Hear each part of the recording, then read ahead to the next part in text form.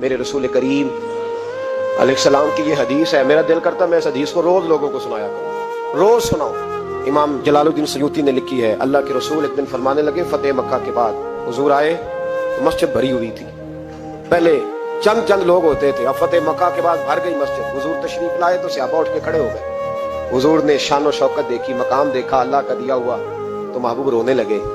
نماز مکمل ہوئی تو صحابہ نے عرض کی حضور آج آپ رونے لگے نماز کے وقت، کیا ہوا؟ تو محبوب فرمانے لگے مجھے میرے ماں باپ کی یاد آ گئی۔ ایک حدیث میں صرف اماں کے لفظ ہیں، ایک جگہ فرمایا مجھے اپنے، اور فرمایا میرا دل کرتا تھا کاش آج وہ دونوں یا دونوں میں سے ایک ہی موجود ہوتا۔ فرمایا میری اماں موجود ہوتی، میں تمہیں نماز پڑھانے آتا، میں سورہ فاتحہ آدھی پڑھ لیتا۔